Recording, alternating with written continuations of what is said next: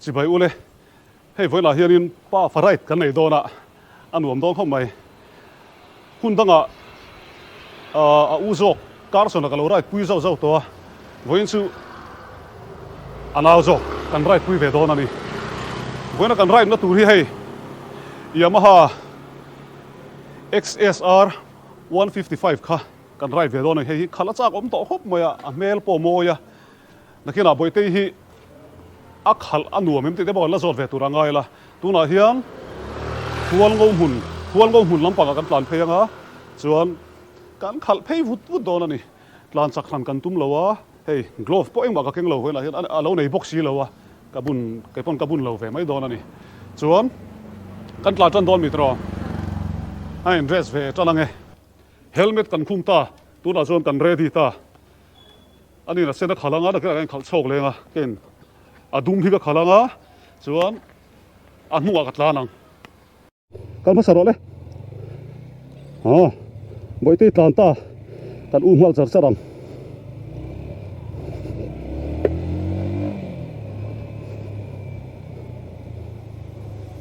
hey abai khi khala nuam tuk hey hi Yamaha 155 ania alo chuam XSR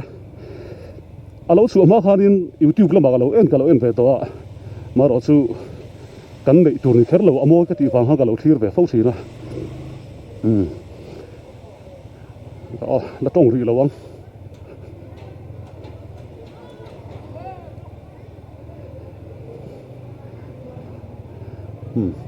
phim khur ta ka khalangai tat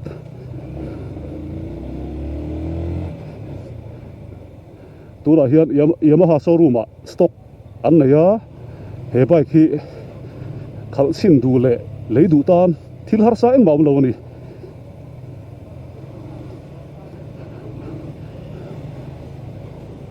hun masala ma khanin ani kum masa ni kum masa ta khan ka fapa uzok karsona kalot lan su pui ve zau zau to are ko ate bike khal ve ve in kalot lan dun thina tin kan su dun hianin hei thil hi ka fil pa thina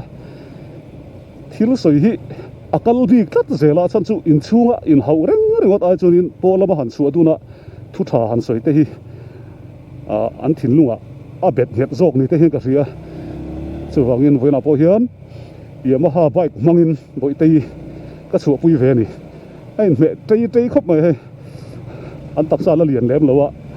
a bike hi lian lo boka ama nen chone me tok ka ti khop mai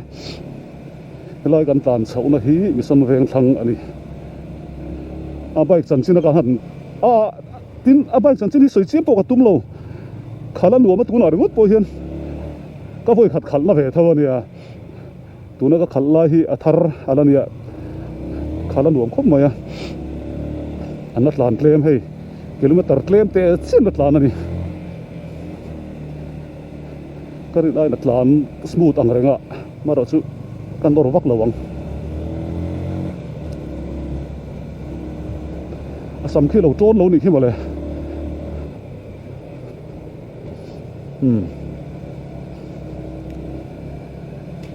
kho chunga po khala nuam don hle mai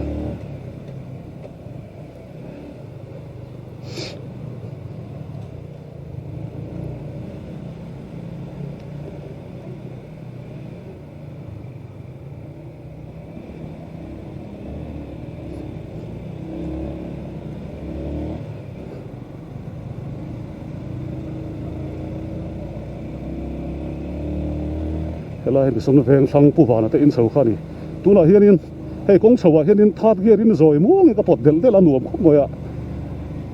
kho chunga tan chuanin tu lai kan bike khal thei china chuanin khal nuam pol ani ka ring hei kan naute kan thian te bike hi ka lo khal sak ve zau zau to thina zoi muang in nuam tak na khal theia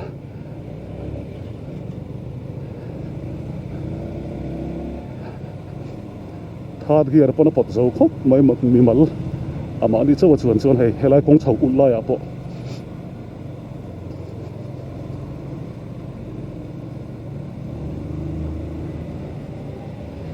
pha tem nuam an ti zong an chak zong te kan ti pui ve hian an limani an lo mani ti hi practical nge hian ka mu to wangin poina po hianin I helowin hei boi te ka chu puya viewer zinga hianin biker an bike lam tui tak tak lir thei lam tui tak tak kan om in ka ringa heng ho po hianin lam mi lo thi tu te poin fa te nei chuan an lo len te huna pa farai te han nei veula nuam ti ve thawang san veng kan chuak chauta kho chunga chun khal nuam tak ani tin ama hi arang bok azang bok mei chi nei me bok kan en lai deuh nge hei a moi khop mai a bai po moi a khal tu nu po ai me helai hi thak thing dia voin hi office chol ania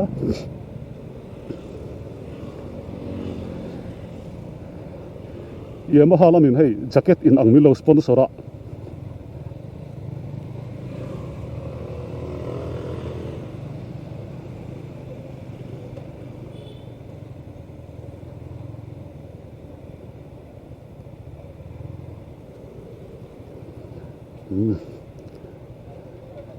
liu thei khal chak lo turin ka fil jing voka a khal chak vak lo wa je helai hi Saint Paul's kong hi school kong hi ni tin nau thana kan thana ne traffic jam na sa thei lu tu ka helai hi a so la ni om se ka ti khop a bike hi a khal a feeling sim sim nuam ri mai an no a khal thau sia no thau sia in a riding position po hi anuam to hemi a food dress hi a hnung lu tuk lawa a ma lu tuk lo boka ke da ke ha chan hin nuam tok vel chen kha te chu hnung le lu tuka patling ta na khal pe om lo chi te khani ve thin ta sports bike vela hi chuan he chu ani chi alo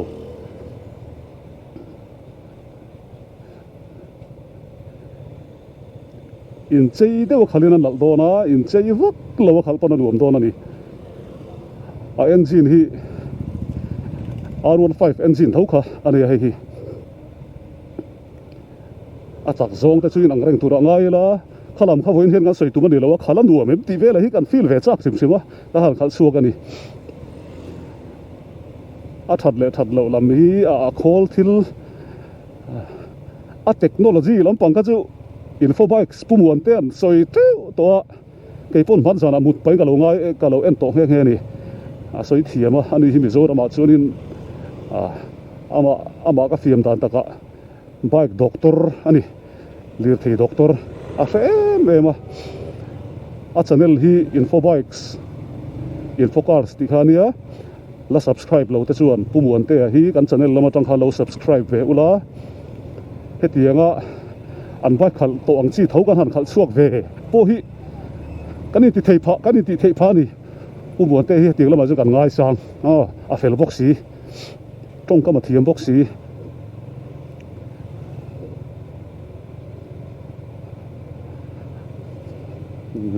boi te hian nuam ti mo tang boi chu ta soi to ang khan thil ti dun pui thei fa nei tum turani tam tak chu boi local ve te kan tia an kal ve du ngai lo reng kan bula hian pa te bula om thre tlat nu te bula om thre tlat nula tlangwal kan tam to lu tu chu wangin abul bera chuan bai khal thin te po khan nu pui fanawin nei to nga la nei tur tam takin omanga chung ho chu lo se ula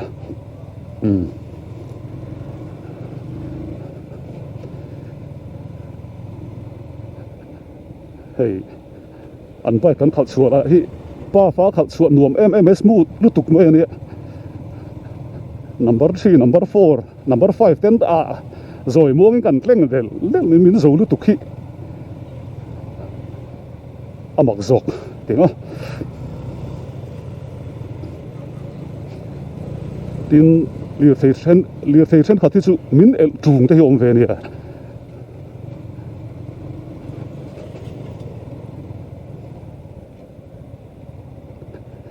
hei chu ni lo reng a dam dap mai ri hei kan kut atanga kan hnung zan thleng hian o kan tlan pelok ka khal lai kha boite in a khal ve thung don ani a dum zo kha khal ve sinanga ege I kan ka kal phei chi da khan khala nuam tiem nuam na tu azang tapa ma hi mo bai khal ang pon game fi lo bai khal lo ang tu kan bai khal lo ang tu ka a pui o ve chuanin kal masala tro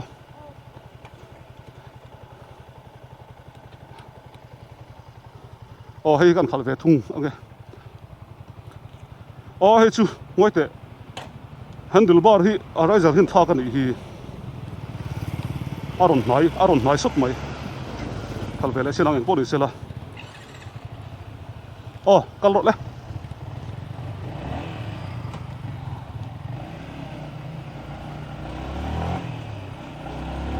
wow hemi feeling si dang tlat mai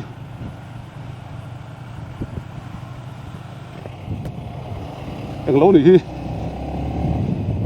oro talo zo chiang view lo sprocket thin thak ani mel a ko zop mai he gear po du lian de wang he chuan he fe chu dok zok mai awai mere boi te chu di chin khana soi kha kan the them bai khal ang pon ko om lo ti azang atia he bai khi me chia pon an lei nuang to me che bai khal hawin chu wangin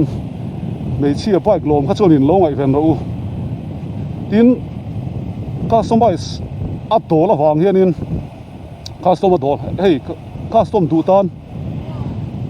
apa thin ron siam hem bi gani bai dang Yamaha bike ka rawa chonin hei hi aron siam hem an soi danin han khoi Danglam don pon ama hian a dol em a chu wang apat po hi tamani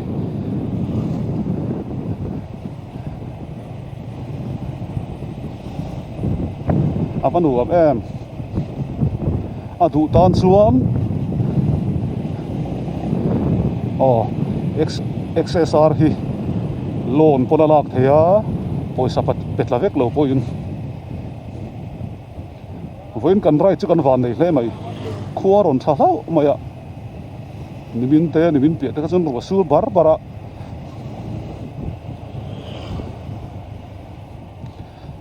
khalavan duam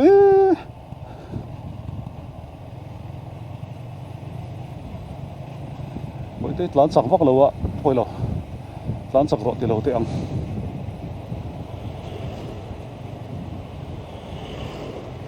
ke ma zo khi kan tlan sak chin lok te ang klemin kan tlan sak sinang melo su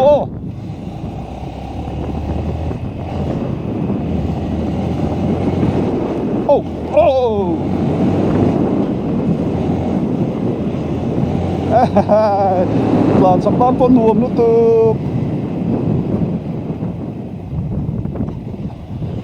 chung kan thleng le a tlan chang ngam lo helai chon lir thei khal hi ka fa te ka zir tir tam khop mai a chan chu kong hei he ti tuna po hian a clear du sa tlan sep thei ama ro chu kho chung ani wang kan tlan nuang tur ania chumi pialama tlan chak vak hian motor dang kan pel don hian a phen atangin no pangte pitar te pon yang thalai te po an ron kan thut thei awangin motor kan tlan pel don te hian nuang chan deuh hlek tur ani a clear ti kan siat lo chuan chumi chuan accident tam tak a pum pel thei ri chumi mang chuan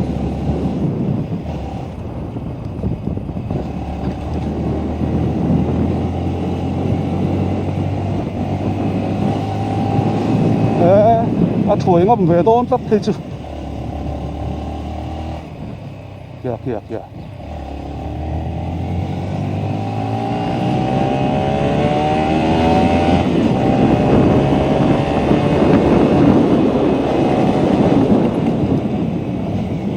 se deu ni hi helai chu mel thum kon su ma hi kong a thavak lo he helai kan lo nga ka nge mel thum kon a hian thai tlan vak nan po du thu sam kan tlan ve le tong tu da chuan ka ro le nu cham te ro da han tan top ro hual go hun ro da han kan tlan thui vak don lo ne voin chu ai chonin nang mai nuam ti da khani khal vel mai mai nga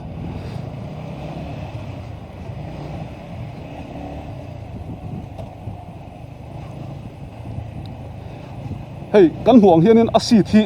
MT te ai hian asi ta seya in phur du point palian pui po kha in phur har salo ni nuam de min thut thei don ani tin ama hi USD fork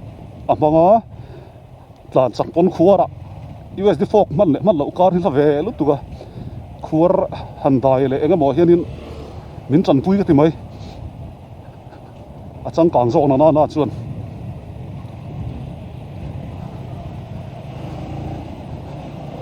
kong hi a thavio mo ka ti lo wat thale to lo ve ro sur zo hi so na se zel mai chu ni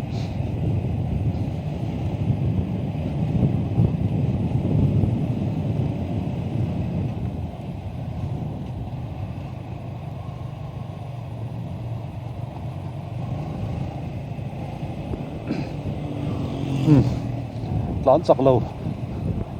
ba tlan chak thet turing kan thil chinange boite klemin tlan chak deu sin te klemin o tlana tilak lo deu hlet hi khopona voi khat khal chuana ania ina kan in thil na sa tlan chak lo turin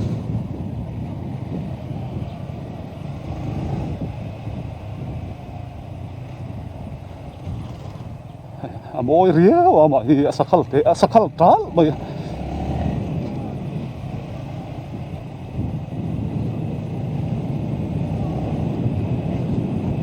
kawatan sapa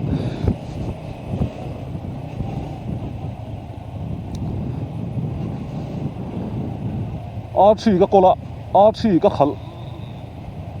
ka khal mal lain hei ka huan thuta buaina omlo in Yamaha hi kan fak ve du na chu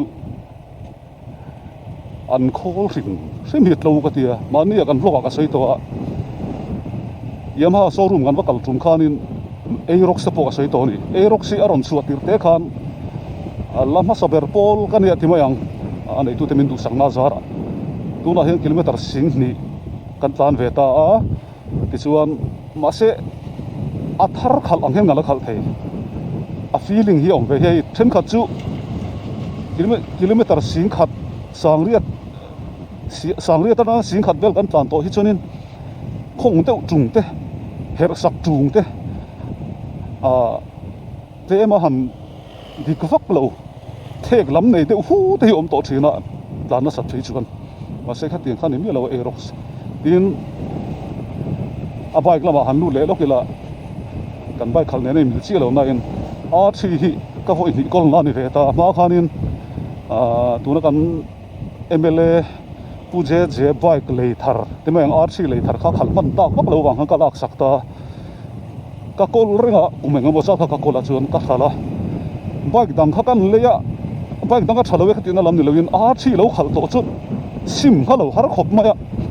RT bo kala leya thar kha chuan tun hei kala khal me ngani Yamaha hi a khola towa han siam ve mai ang chi kha ngai lem lowa amaro chu engine oil a hun taka han thak te ka tiang adjustment thil ne ka chu angai ve thina ti lowa chuan anu amani Yamaha bike khal hi wena po hian hei XSR 155 kan khala ba fa in nuam ka ti kho mai hei ba ka nuam hi om chong lo thila hian mo kanu pui ten bin hau don box si lo phal na thlapin ka Fanu le nuam ati don box si ka fa pa la in lo khal ve chak le don box si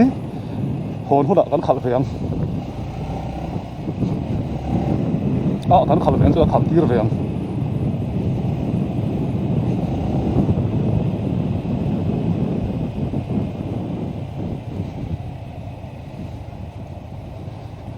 tin XSR 155 hi when chu ka tong fiel he thelo na san chu ka microphone le ka mu hi a in si chat maya a an le thelo ka an zau chun ka mom deng di lom box se chu wang a ti le thelo ni he kan bai khalai XSR 155 hi amai le cha tha em a petrol he lo deuh ka du titan khan tha ni chak si petrol he box si lo liter khatin pa ngai ta kan tlan chuan kilometer som nga vel ta the ni chu a that ma em ani ka soi to ang khan khoi danglam du le han chei moi du tan khan arem chang em chu tiang tura don siam chu nia boka ngoro ka khal ka Fanu ko hak zo to a mai to ka sap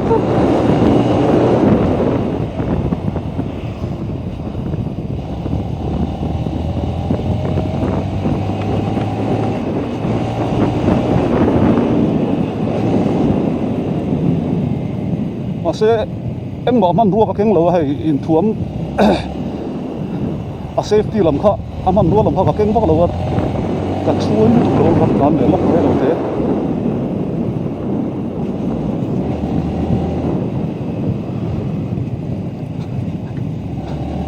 R15 chat zia kan sia a kho le nang kan ti to kha chu wangin lan chak ve tu chi tan po khan hi le mai turania luk samoi bok sia abiak in kal kong abiak in tlan kong ka soi thiam lo biak in kal nan mo biak in kot vela han hu na tan po smart thap boxia kor chung ne na mo yanga mo hei tu na po phut te kan bun tra mo ai en pel em thowa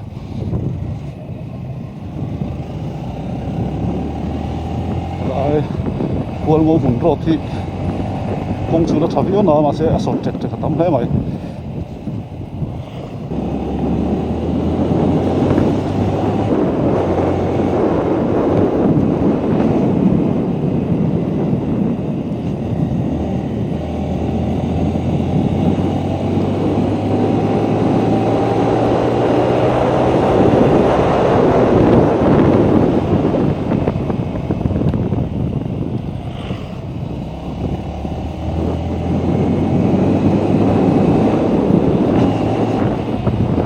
soi bốc này là cái hello XSR các phản cắt chứ tin đi mày khá là đuổi mày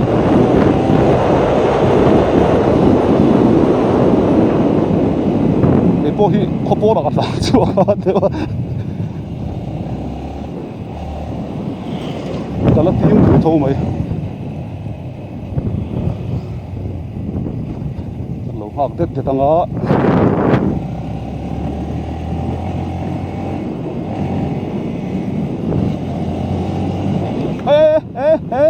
al kat ra tui ka rapa nung tu na han pai tot mai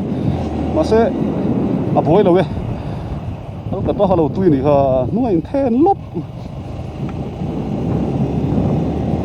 ti ka fin purangai ka fa te bok hi ka sin thina lir thei khal don chuanin mit paruk ne ngai ka tia ka sei thina fiam thuin en zok zok ngai khoi lai po din a khuarem sira thila om em ti zok te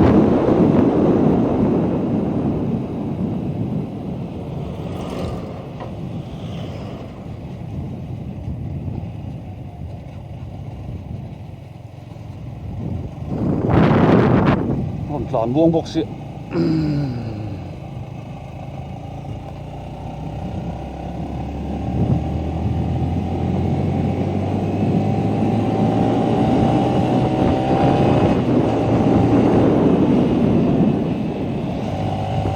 ama hi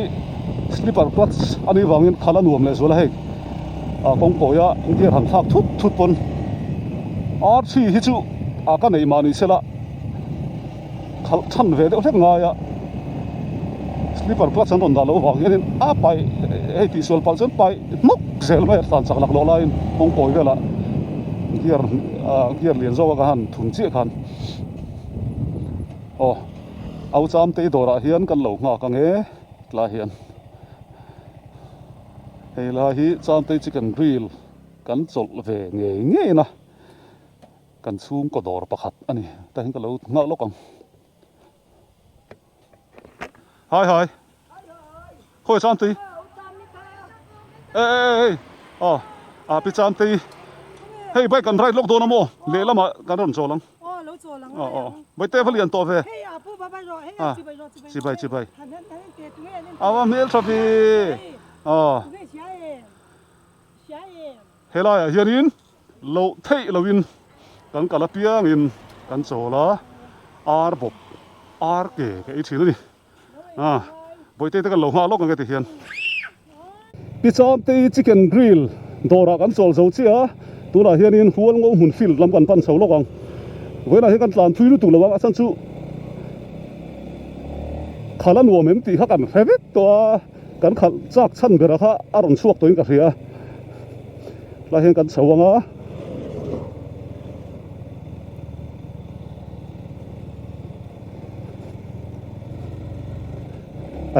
ขาละนวมนุตุกขาละนวมนุตุก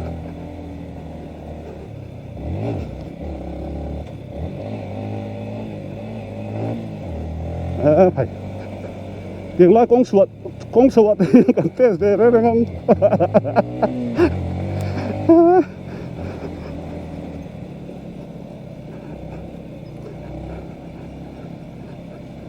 ไว้จนหนวมก็ติดแท้ไหม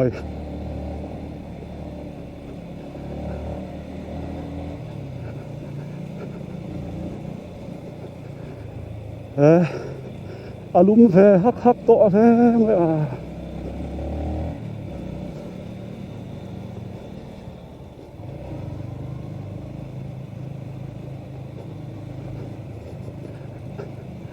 กี่จนขันรวมก็เตะบ่อยตีขันด่านเวลาเตะที่กังไงถ้าจักต่อ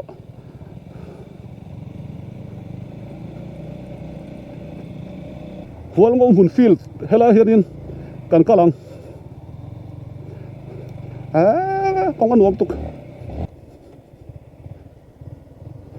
คุยอะไรกันเสียมขี้ละฮิตลานสว่าง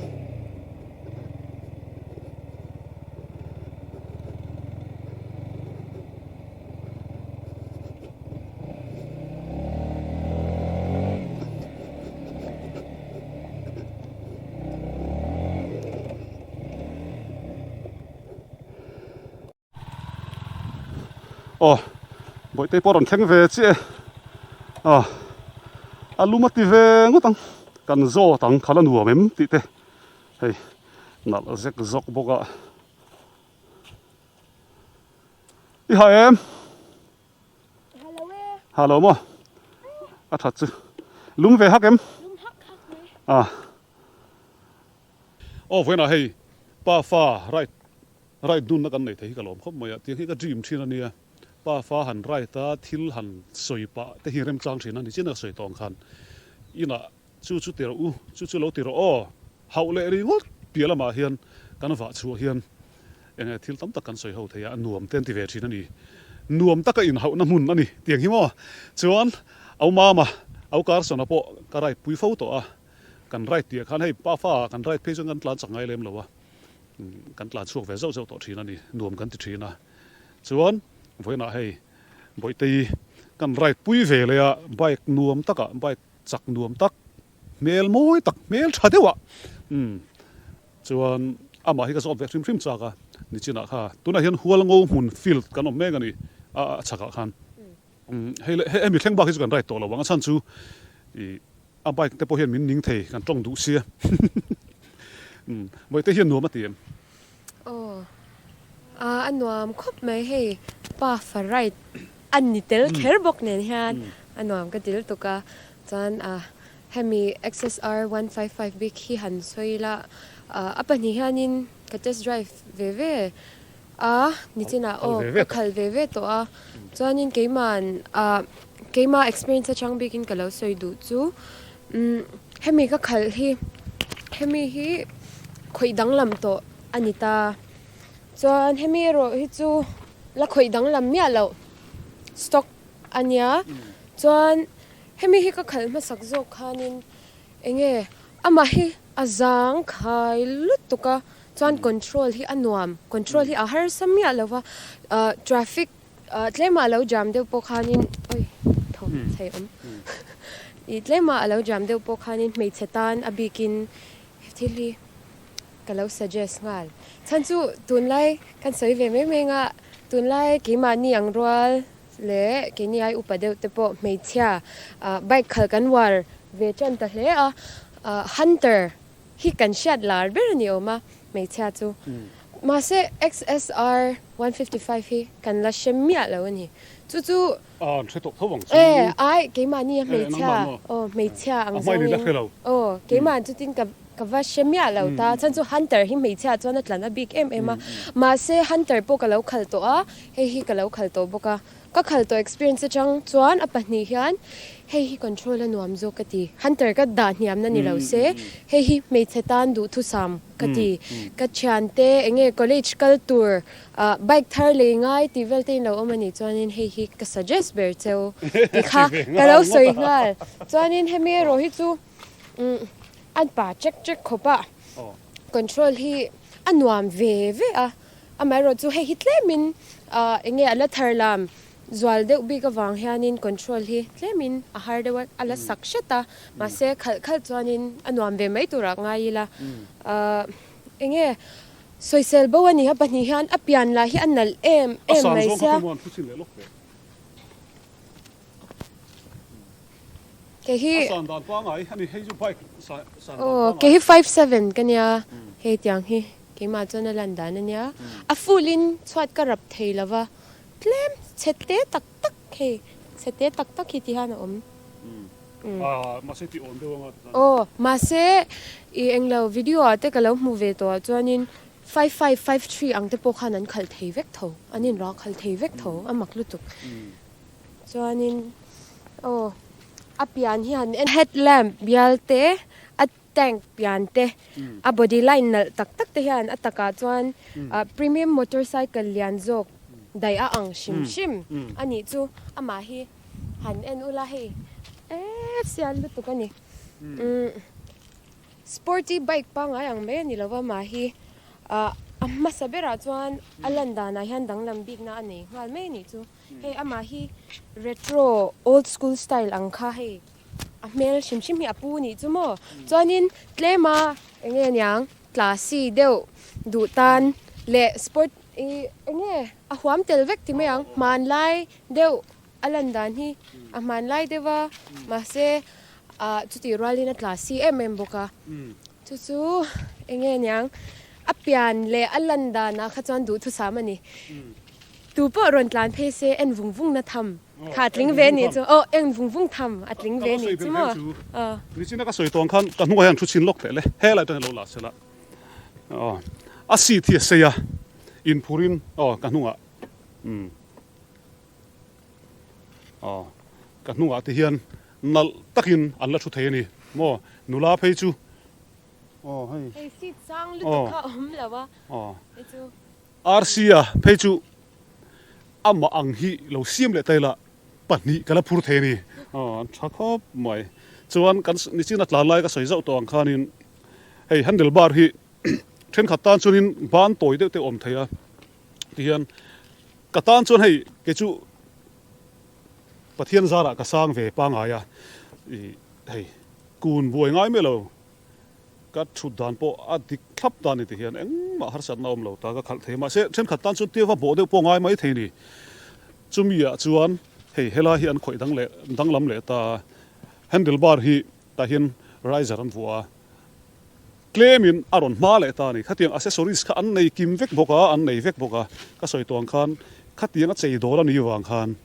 accessories lama customize all sam lutuk ani wangin abung ru ne wa khanin lau thon tur om lawa chei nuama in chei teu the don bok ani ti kha na han soi le du ani a khal rim thuwa chuan ka soi tong in ke chuanin 155 mo 155 engine lam hei R15 te ka khal ngai vak lawa ka the thiam chi lawa ka hria thiam bera chu a smootha du tokin atlan ngam don thowa tlan chak chi tan ma se tu lai khowela tlan chak vak to lo tur Mizoram kong in tipalan tam chu wangin R3 tangin ka zuang thathuta timayang R3 ka kola wangin eng ma har san naum lo anuam em ani ti kha kan soi du ani wena hianin tlan chak kan tum lem lo tin ina tanga kan in thil lok po tlan chak su kan ta li si lowa kan tu palanga ti zong kha kan soi tuk paltel ha oma mi ti paltel ha oma chu wangin kan tlan lai kha chu mu nom viau lo mai theya soi du ila ne mai te XSR 155 ka khal nu hianin enge nyang mi ina hemi series andu chan hi ka she thiam chho ve ka intia a chan chu a chak na wang mai po ni lo alan dan wang mai po ni lo a khal la ya ke ma ni na kan feeling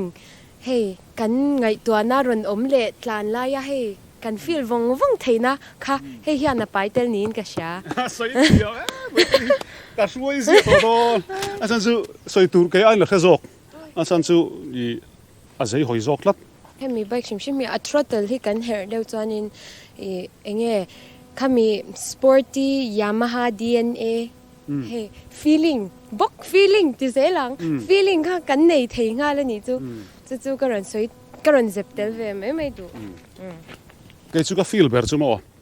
thian hawa rai ta khala tan ka it achan chu atok chi tlan chak ve han ti ve phut du in a khong tharo pui tho sia kan tlan nemin mo tan tlan muanin an nem nuam tho bok sia omza chu mo kan khal namun azir khan ama hi allowin adjust ve zel ka soi thiam lo bike dang khatyang in kala feel ngai lo ke po tun hai ka bike khal to chuan achan chu tun hai hin bike ka khal tam vak lo wa i khal nuam ka ti pol tak ani ber aum thei lo wa ber chu chu wangin asak tung ve bok si lo mo azang bok sia tin ti mai la thing tlang lama po fe nan keng tai la kor enge mo lo om ta sela konga khanin kor thu te te lo om ta sela anor kai jung jung thei donin ka hretat maya rana tam hi chuanin a tlak top ama hi mo chuanin enge apian bok kan soile lok thil pakhat chaw apian hi soile thin la a then i apian chu bike kan mu to shim chu enge tlema tia aron om tharin hei ti na sat lutuk ang te ha om ve chini chu chei na sat lutuk amai ro chu hemi bi khi chu alanda ni han en top ula are nu a pon choi ve theilo tur chi ang ha alanda hi apian hi mo chei chi ma ngai lo chei dol ber pol tura anon ruam han kha ni ma sela chei mi lo ma ula hei kal sol lok te a moi nga le ngot mai ni ti hian chu ni mai XSR than mm chu ti hianin aman hi atom na han soile lo kanga showroom a stock an neya a lei du tan chuan noi khat sing sari atanga noi khat sing kwa car velani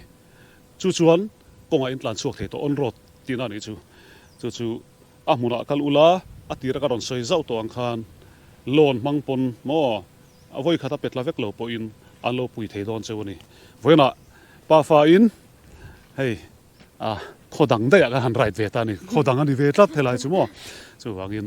pathian throina kan lo ma fa te min pui thei tu tur kan nei ve ta te kalom khom maya rem chang ma sa pa fathuma right kan la tum thaw kan soi lo ka nge mi lo thlir sak zel don ne tin kan channel la subscribe lo khanin mi lo subscribe sakula mi lo the dar sak ve thina nga chu kina video mu nom zok te karon ti zel don ani tuna chuan Yamaha let's go let's go bye bye ang chu bye bye